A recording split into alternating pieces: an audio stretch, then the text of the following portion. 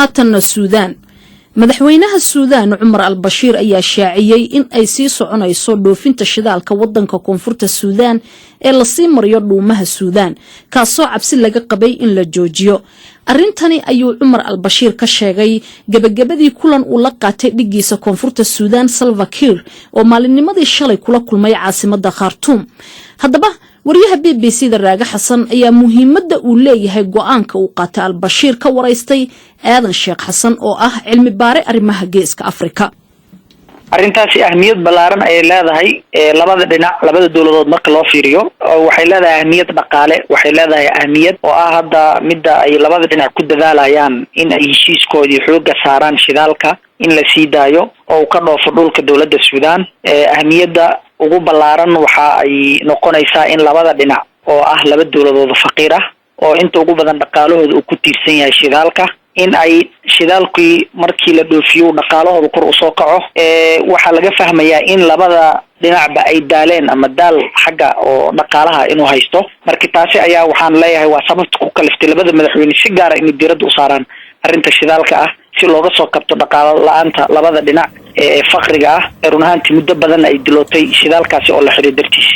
bal ina xasuusi waxa marka horeba keenay in dawladda Suudaan ay ku hanjabto in shidaalka wadankeeda mara ee laga keeno dhinaca koonfurta Suudaan ay joojin doonto arrintaas waxa keenay dawladda Suudaan waxay aaminsan tahay ama ay ku eedeysaa dawladda koonfurta Suudaan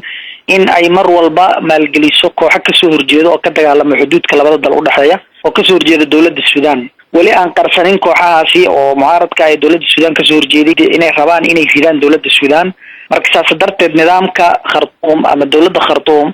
waxay si xoog ah u saartay in ay tilaabo ka qaado arrintaasi waxayna aragtay tilaabada ugu munaasibsan ay kula dagaali karto inay tahay inay adeegsato inay shidaalka joojiso si ay dawladda koonfurta Suudaan ay u dareento in ay tahay mid iyada wax u baahan markaasina ay aqbasho shardiga ah inay joojiso eedeenta noocaasa iyo taageerida ay siinayso kooxaha mucaaradka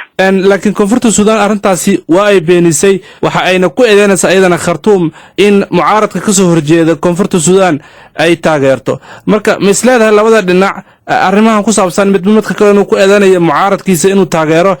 xal waa laga keeni karaa ama is-afgarad ayay ka gaari karaan labada dhinac run ahaantii labada dhinac way isku eedeeyaan in oo dhinac walba uu taageero mucaaradka kan kale ka soo horjeeda waa eedeen run ahaantii muddo dheer jirtay oo meediyaha iyo inta ugu badan qalabka warbaahinta isku dhaafsadaan hase ahaatee waxaa la dhihi karaa waxyaabaha kale waxaa ka mid ah xuduudda dheer ee u dhaxaysa hadda labada dal ee dhawaan kala go'ay in aan weli xuduuddaasi la calaamadaynin saas darteed waxaa jiro kooxo fara badan oo ama mucaarad ah oo ka soo horjeeda dawladda Suudaan ee raba inay yihiin dawladdaasi inay fidaan koox mucaarad oo xoog badan baa jira dhinaca kale kooxo kale mucaarad oo iyagana kala duwan ayaa waxaa ka jira koonfurta Suudaan oo iyagana sidaas oo kale ka soo horjeeda nidaamka halkaas ka taliya ee Salva Kiir uu hogaamiyo marka eedeenta noocaasi ah waxaa la dhihi karaa arrimo fara badan oo isbiirsaday baa keenay